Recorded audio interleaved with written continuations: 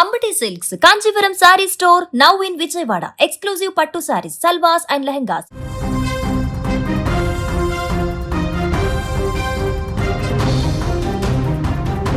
ఉత్తరప్రదేశ్లోని మధురలో ఘోర రోడ్డు ప్రమాదం చోటు చేసుకుంది. ఓ కారు కాలువలోకి దూసుకెళ్లిన ఘటనలో నలుగురు యువకులు మృతి చెందారు. ఇందులో ముగ్గురు ప్రాణ స్నేహితులు ఉండటం ఆ కుటుంబంలో తీవ్ర విషాదాన్ని నింపింది. మధుర జిల్లాలో నిన్న రాత్రి ఓ కారు అదుపు తప్పి కాలువలోకి వెళ్ళిపోయింది. నిశ్చితార్థ వేడుకకు హాజరయ్యేందుకు వెళ్తుండగా ఈ ప్రమాదం జరిగింది. మగౌర్రా పోలీస్ స్టేషన్ ప్రాంతంలోని నాగలదేవియా ప్రాంతంలో ఈ ప్రమాదం జరిగింది.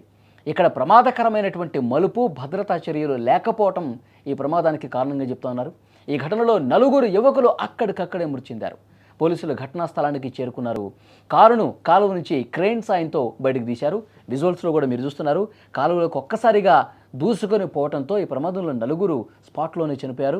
ఆ కార్ని ఒక పెద్ద క్రేన్ తీసుకొచ్చి ఏ విధంగా పైకి లేపుతున్నారు కూడా మీరు స్క్రీన్ మీద చూడొచ్చు. అంటే ప్రమాద తీవ్రత ఏ విధంగా ఉందో చాలా క్లియర్గా అర్థమవుతుంది. సో మహావన్ పట్టణంలోనే బల్దేవ్ఘర్ ప్రాంతంలో నివసించే రాహుల్, అతని బంధువులు మోహిత్, అమిత్ ఒక స్నేహితుడితో కలిసి రాజస్థాన్లోని డీగ్ జిల్లాలో నిశ్చితార్థ వేడుకకు హాజరు కావడానికి గోవర్ధన్ మీదుగా కారులో ప్రయాణం చేస్తున్నారు. అమిత్ కారు నడుపుతున్నాడు.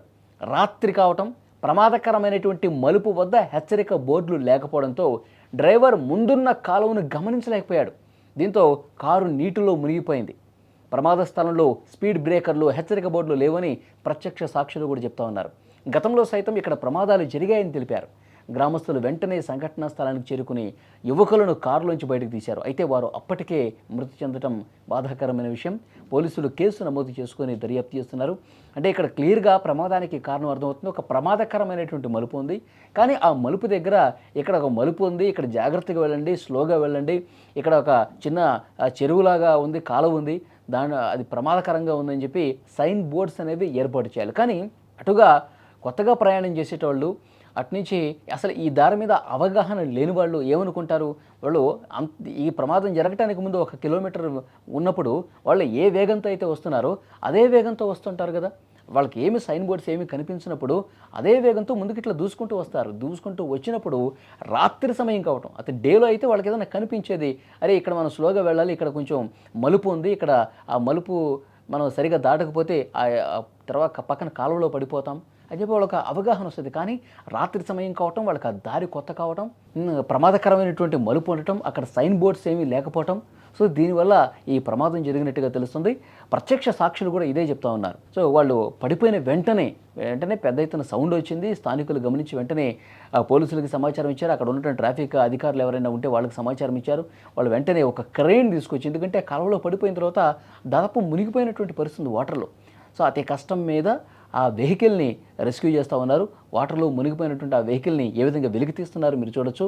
సో నలుగురు యువకులు ప్రాణాలు కోల్పోవడం అనేది చాలా బాధ కలిగించే విషయం. వాళ్ళు ఒక శుభకార్యానికి వెళ్తున్నారు, నిశ్చితార్థ వేడుకకు వెళ్తున్నటువంటి క్రమంలో ఈ విధంగా జరగడం అనేది నిజంగా ఆ కుటుంబంలో తీరని విషాదం కనిపిస్తోంది, ఆవేదన కనిపిస్తోంది. ఎప్పుడు ఎంతో సంతోషంగా ఉండేటువంటి ఒక స్నేహితులు ఈ విధంగా వేడుకకు వెళ్తున్నటువంటి క్రమంలో చావులో కూడా వీళ్ళు కలిసే ఉన్నారు. అది తలుచుకొని ఇంకా ఆ బాధ వాళ్ళకి ఎక్కువ అవుతుంది. అక్కడ ఉన్నటువంటి అధికార యంత్రాంగం మీద సేమ్ టైం కోపం కూడా వస్తుంది, ఆగ్రహం వస్తుంది. అక్కడ ఉన్న స్థానికులు కావచ్చు చెప్తా ఉన్నారు, గతంలో ఇక్కడ చాలాసార్లు జరిగింది సార్, చాలాసార్లు ఈ ప్రాంతంలో ప్రమాదాలు జరిగినాయి, రాత్రి సమయంలో ప్రమాదాలు జరుగుతున్నాయి. ఎన్ని ప్రమాదాలు జరిగినా అధికార యంత్రాంగం నిమ్మక నీరెత్తినట్లు వ్యవహరిస్తోంది. కనీసం సైన్ బోర్డ్స్ ఏర్పాటు చేస్తే ప్రమాదాలు నివారించవచ్చు కదా. ఎంత ఉజ్వల భవిష్యత్తు ఉన్నటువంటి యువకులు ఎంత భవిష్యత్తు ఉంటుంది. వాళ్ళు చదువుకొని జాబులు చేసి జీవితాన్ని అందంగా ఊహించుకుంటారు. అలాంటి యువకులు వాళ్ళు చేయనటువంటి తప్పుకి ఈ విధంగా విగత జీవులుగా మారిపోవటం, ప్రమాదాలకి గురి కావటం, ఆ కుటుంబాల్లో తీరని శోకాన్ని మిగిల్చడం అనేది చాలా బాధాకరమైన విషయం. ఇది వ్యవస్థ తప్పు. అక్కడ అధికార యంత్రాంగం సరైనటువంటి తమ పనిని తాము సక్రమంగా నిర్వర్తించకపోవటం వల్ల ఇలాంటివి జరుగుతూ ఉన్నాయి. సో డెఫినెట్గా వాళ్ళ మీద కేసు పెట్టాలని కూడా కొంతమంది స్థానికులు చెప్తా ఉన్నారు. కానీ ఆ 4 ప్రాణాలని తిరిగి రాలేరు కదా. ఆ కుటుంబ సభ్యులకు కూడా సమాచారం ఇచ్చారు. వాళ్ళు కూడా హుటాహుటిన గుండెలు బాదుకుంటూ రోధిస్తూ ఆ మృతదేహాలను చూసి బాధపడుతున్నటువంటి పరిస్థితి ఉంది. సో ఇక్కడ జరిగినటువంటి ఘటన ఖచ్చితంగా అధికారుల నిర్లక్ష్యం అనేది చాలా స్పష్టంగా అర్థమవుతోంది.